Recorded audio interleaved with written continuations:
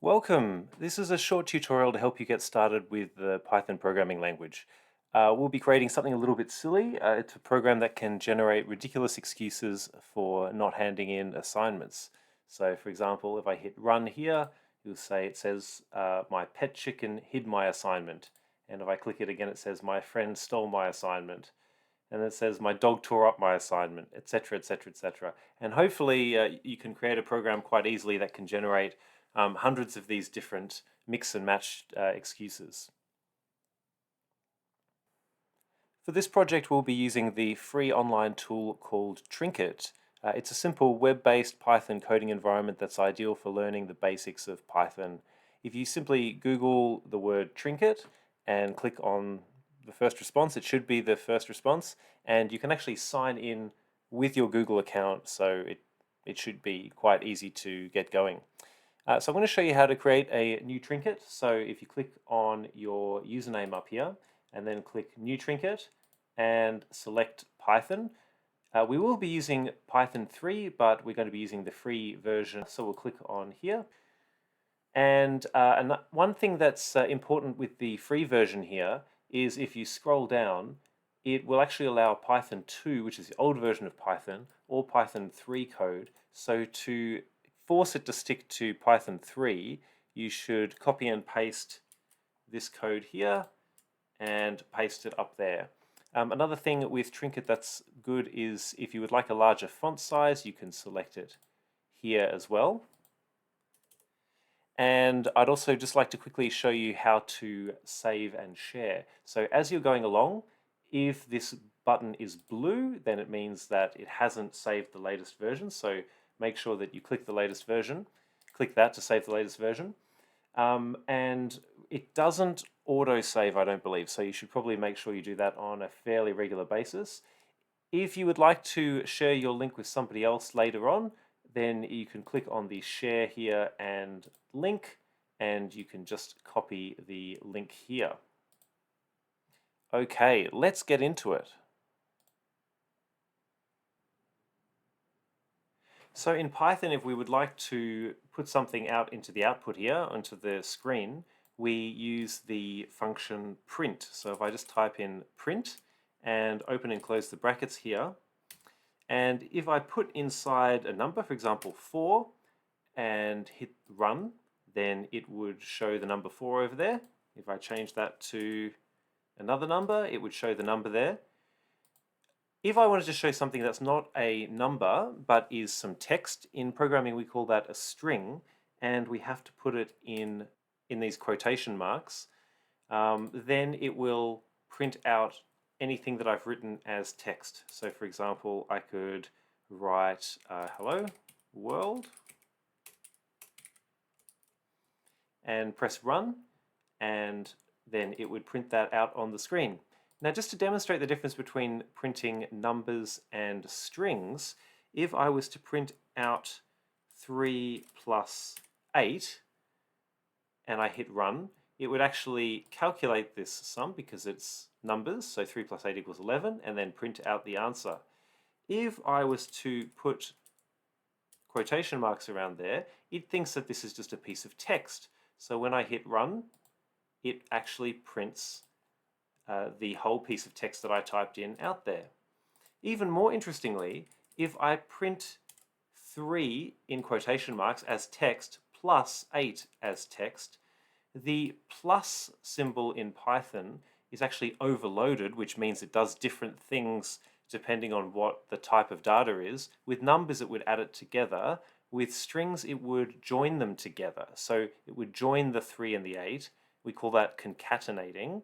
And if you hit the run button, then you'll get 3 joined to 8. Now, that might seem a little bit weird, but if I was to print out here, hello, and then add world here, it would print out join the 2. And that'll be very useful for us when we start doing our excuse generator a little bit later. Okay, let's start from scratch here with the simplest, the oldest excuse in the book, which is my dog ate my assignment. Now, these days it's a little bit harder to get away with this excuse because your assignment probably isn't on paper, but maybe your dog ate your laptop or Chromebook or something like that. So if you press run here, you can say, my dog ate my assignment. Now, we've got a program now which generates an excuse, but what we really want is a program that will generate many different excuses. So what we would like to do is first of all, take out the dog and substitute in randomly other actors in your life that might have an effect on your assignment. So it could be dog, pet chicken, microwave, etc., etc. So let's do what we said before and actually, oops.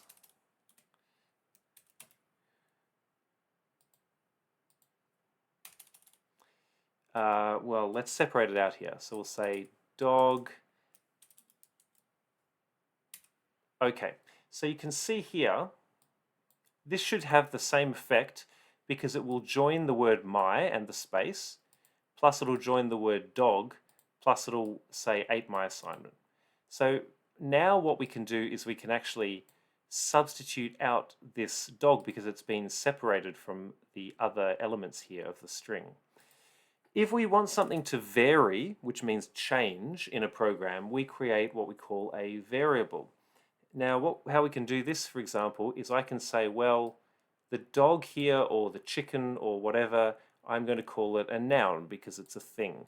Now, so I might say noun equals dog, and then I will replace this with noun, and if I hit run, when the computer gets to here, it will say, oh, I don't know what noun is, I'm going to go and look it up, and I've stored the word dog.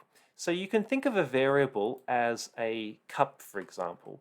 So you have a cup, and inside the cup you're storing the word dog, the string dog, and on the cup you have a name, just so you can recognize it, and I've called it noun. So I didn't have to call it noun, I could have called it the subject of the sentence, for example, and then as long as I have the same word here, so basically I've stored the word dog in a cup called subject, and when we go to print it, it says, oh my goodness, I don't know what subject means, let me go look for it, and it finds it.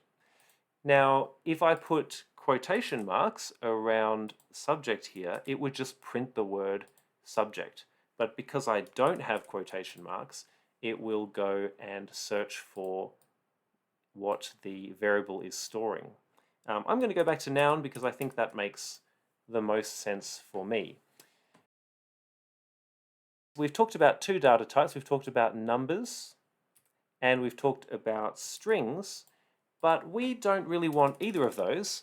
We would like a list of possible nouns that could have done something to your assignment. And the way we create a list in Python is with these square brackets here. And inside the list, I'm going to put some strings. So I will put dog, and then I will put a comma, and I will say pet chicken, and I will also say microwave. Now, I'm just going to stick with 3 in my program, but you can add as many as you want. The more you add, the more random your program will be. Now, this is not going to work exactly as we wanted because it's coming up with an error here, and it says with the error down here, cannot concatenate. Remember we talked about joining things together was concatenating a string and a list. So here we have a string, here we have a list, here we have a string. So we don't want to print the whole list in here. We want to choose one of those items, right? So what we're going to do is we are going to get some random functionality into Python. Now the random stuff is not built into Python, we have to import it. So type in import random, and that will then mean when we run our program, Python will go and fetch the ability to generate random numbers, choose things from a list, etc. And what we can do here is instead of saying, well, I'm going to change this actually from noun to nouns. It makes more sense because it's a list. Instead of saying print nouns, I'm going to print a random that gets the random library, and say .choice. And what that means is go and get the random library, and the dot means sort of inside that. Inside that is a function called choice. And inside here, just like the print function we put in the brackets, we put the name of the list that we want to get something random from. So hopefully that makes a little bit of sense. I might just make this full screen just for a moment. Okay, give us a bit more room there. Okay, so you can see here it says my dog ate my assignment, but if we hit run again, it says my microwave ate my assignment, etc. So you can see here what we've done is we've created a list called nouns. The list has 3 elements in it, and then we're going to print the string my, and we're going to join onto that a random choice from the nouns, and then we're going to join onto that ate my assignment. So I will leave it up to you to add as many more in here as you like. Let's go on to the second section, which is the ate part. So ate is a verb. So I'm going to make another list. I'm going to call this verbs. And I'm going to say ate, vaporized, and ascended with. That means went up to heaven with. Ascended with, I don't know, blew up. Okay. Those are my 4. Now, again, here, we're going to need a space between the noun and the verb. So that will be here. And then we will need,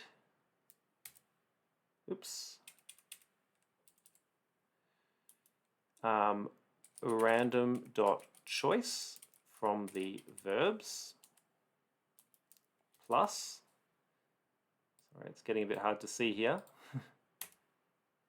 Okay, so let's just scroll across and make sure that we're happy with this. So the word my and then a space, and then random dot choice of the nouns plus a space plus random dot choice from the verbs plus my assignment. Okay, hopefully that should work. So I will press run. My dog ate my... Okay, well that's quite lucky actually.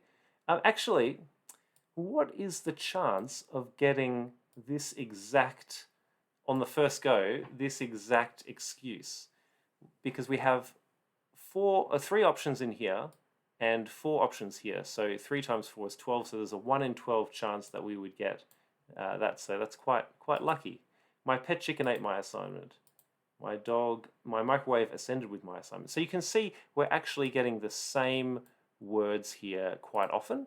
And my suggestion would be if you could have, let's say, 10 in each of the nouns and the verbs, then 10 times 10 would be 100, and that would be a much more random sort of dynamic there. So there are several ways that you could improve this program. We just mentioned, but an easy way is to simply add more items in the list. Another way you could change it would be to randomize even more of the sentence. So for example, you could put in an adjective before assignment. So it could be my microwave ascended with my late assignment, ridiculous assignment, terrible assignment, whatever. Or you could put an adverb before verbs. So you could say my microwave slowly ascended with my assignment, rapidly ascended, hastily, horribly, etc. You could put in something like that. Or alternatively, you could actually modify this program a little bit so it did generate something different, like random news headlines, for example. Don't forget to hit save. So I'm going to get out of the full screen, and you'll see that this is blue. So I'm definitely going to hit the blue button. And don't forget, you can click share and share that as well. Okay, thank you so much for watching. I hope this got you started with some very basics of Python, and I'll see you in a future video.